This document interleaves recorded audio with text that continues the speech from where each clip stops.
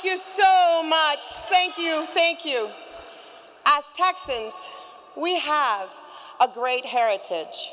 We honor those who have fought generation after generation to keep us safe. Just like Cassandra. Cassandra, thank you for your service and your kind introduction.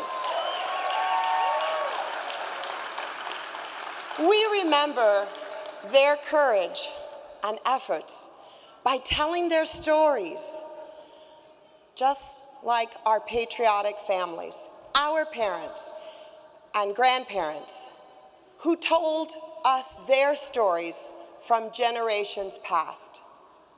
And let's face it, the story of Texas wasn't easy. And you and I know that we are here for two simple reasons.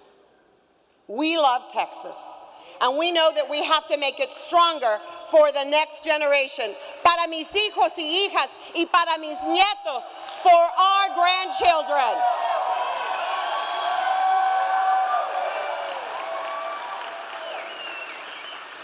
We know that Texas was built on determination, hard work, commitment, ganas, and a whole lot of grit.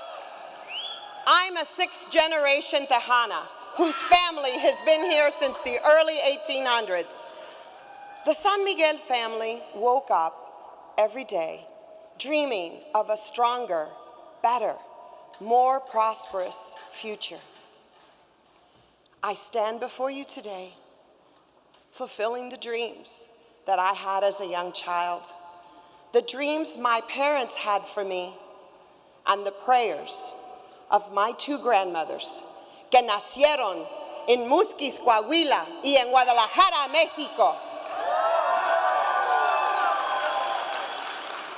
The dreams of a better Texas were instilled in me by my mother, Belle, a music teacher who went to work every day ready to mold the next generation and teach them that no matter how hard you think it is, if you practice and practice, your hard work will pay off. Those dreams were instilled in me by my father, Daniel, an Army veteran, someone whom, like so many Texans before him and after him, put on a uniform to defend our country and to make sure that the American dream is protected, that we forever stand as one nation, under God, indivisible, and with liberty and justice for all.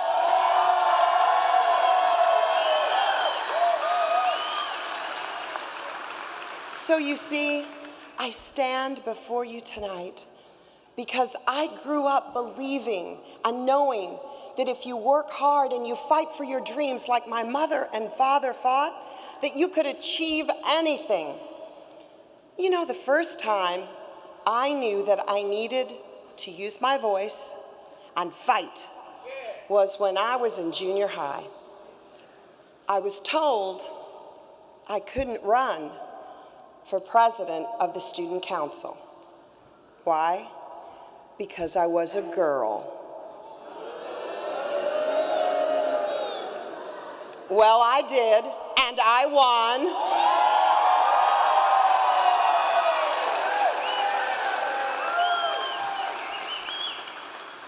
I knew then what I know now, that I need to run, not just because I'm a girl, but because I want the responsibility, because I know what needs to get done, and I know I'm the right person for the job.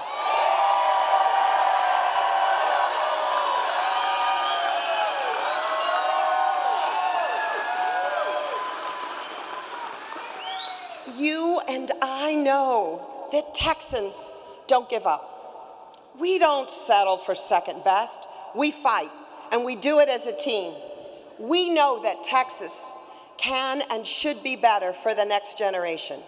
To keep Texas strong, we have to put Texas first. Primero Texas.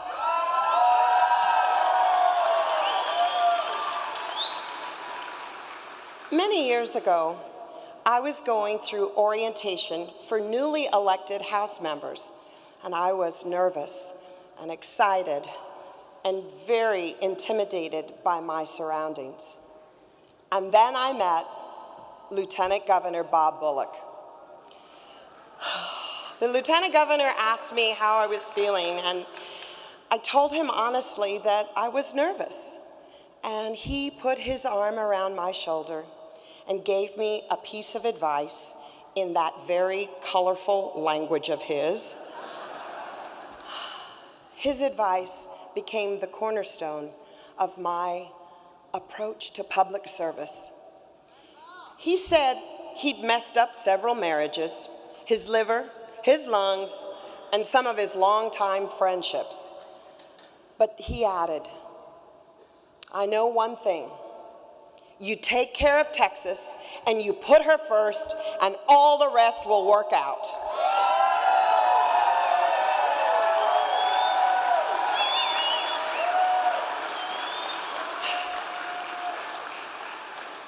Now, Bob Bullock was Lieutenant Governor, and I have a message for Dan Patrick. I knew Bob Bullock. Bob Bullock was a friend of mine, and Dan, you know Bob Bullock.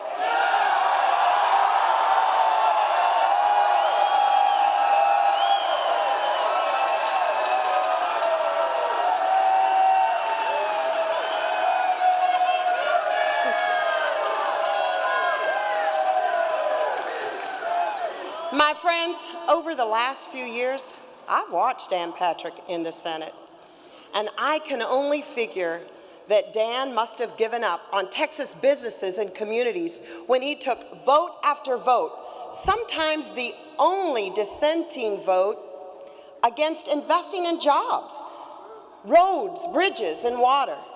I mean, Dan was the only vote, the only one in the entire Senate that voted against a veteran entrepreneurship program, a program that assists veterans.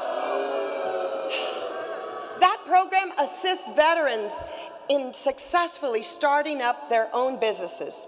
That's not putting Texas first. And he must have given up on Texas students when he voted for cutting more than $5 billion for Texas neighborhood schools, resulting in nearly 11,000 teachers losing their jobs and increasing class sizes. That's not putting Texas first. And to add salt to the wound, he went home and bragged about it. Dan Patrick gave up on the idea that women deserve respect when he voted against equal pay for equal work for Texas women. And when he insists that he knows everything about the most personal decisions that women can make, and that's not respecting women, and that's not putting Texas first.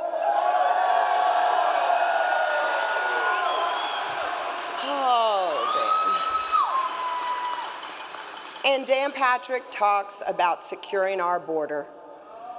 We all agree on securing our border, but where we differ is that we don't believe having a secure border means being a bad neighbor. And we definitely won't stop building a Texas that's the envy of the world, a land of opportunity that encourages the dreamers in all of us, because that's not putting Texas first.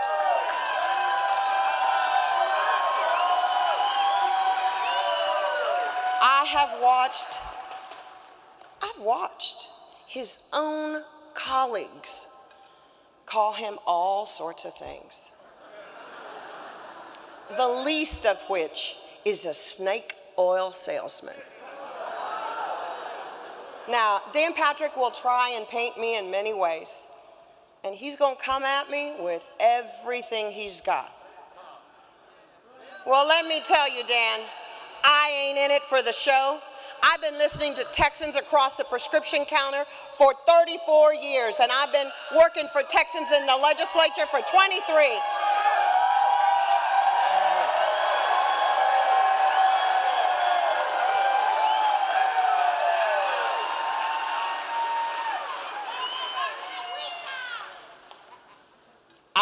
pushover. I ain't no East Coast liberal. I ain't no West Coast Democrat.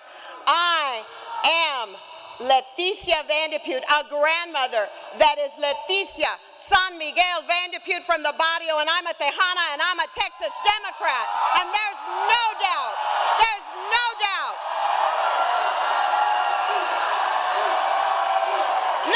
that Washington, D.C. is broken. Oh yeah, Dan, but here's the deal.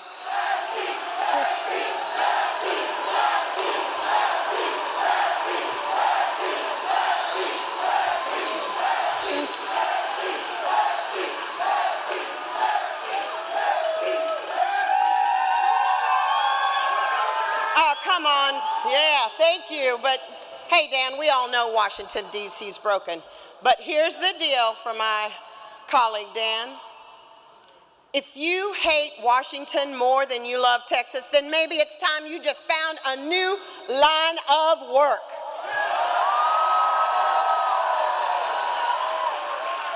I've seen what Dan Patrick is capable of. And I'm not going to let him do this to this great state. I know I have to fight because this is my Texas. This is my children's Texas. This is my grandchildren's Texas. This is our Texas.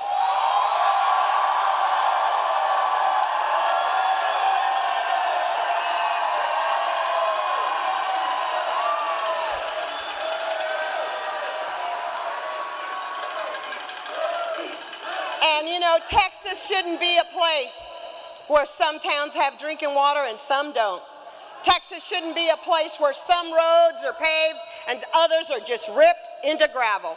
And Texas shouldn't be a place where some kids' dreams are dependent on their zip code. Texas shouldn't be a place where our hard-earned tax dollars are going to California and New Jersey because the governor refuses to find a Texas way to insure those without health insurance and expand Medicaid.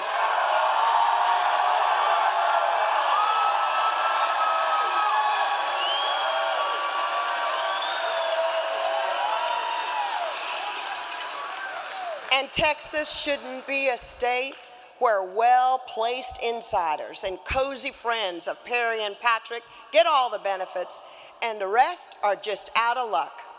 Texas shouldn't be a state where anyone, male or female, straight or gay, black, white, Hispanic, Asian, young or old, disabled, first generation, sixth generation should live in fear because of the vile rhetoric and policies of one of its elected officials.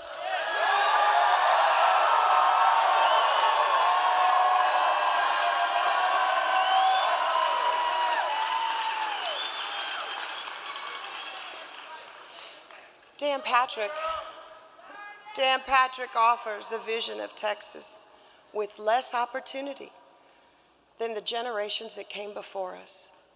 And he would be the first politician to leave Texas with less for our children. His idea of the legislature is hell-bent on Washington, D.C. style, finger-pointing, partisan bickering, and blame games. But Texans deserve a lieutenant governor that will listen, will problem solve, and will work across the aisle to put Texas first. Our families deserve a lieutenant governor who knows how to balance keeping government out of the way while also making sure that college is more affordable, that the air's a little cleaner, that retirement's more attainable, and that we have good water to drink. Farmers and ranchers deserve a lieutenant governor who knows that you gotta have water to put food on the table. Small businesses deserve a lieutenant governor who understands their struggles, but also knows the pride we take in paying our bills. And we don't leave anyone high and dry. And women deserve a lieutenant governor who makes sure that you don't have to raise your voice or raise your hand just to be recognized and respected.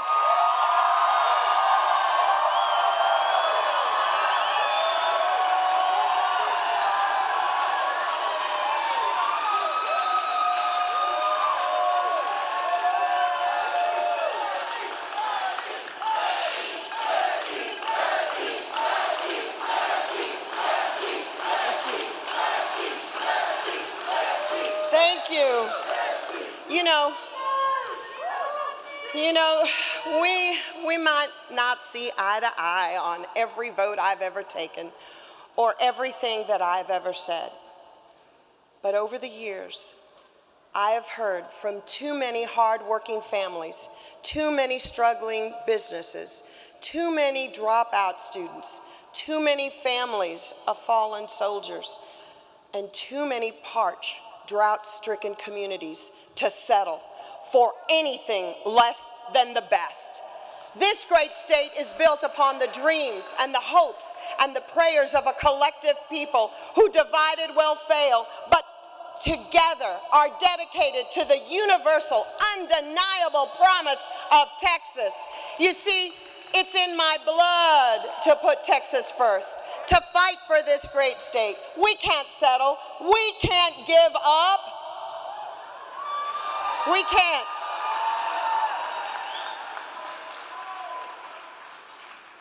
The mother in me knows put Texas first. The Tejana and the sixth generation Texan in me knows put Texas first. The pharmacist and small business owner in me knows put Texas first. The daughter of a teacher and a veteran in me knows put Texas first. And the grandmother in me knows put Texas first. Now, I need you today and every day until November, but let me tell you, our children and our grandchildren need you more than ever. It's about that Texas spirit. It's about that our better days are ahead and that we're going to leave this land just a little better than when we found it. And we'll burn the midnight oil and we'll reach for the stars because it's our obligation, nuestra obligación, to the next generation, and we'll do it. We'll do it because we'll do anything for our little angels. God bless you, y que Diosito bendiga a Texas. Dios y Texas, thank you. Thank you. Thank you, gracias.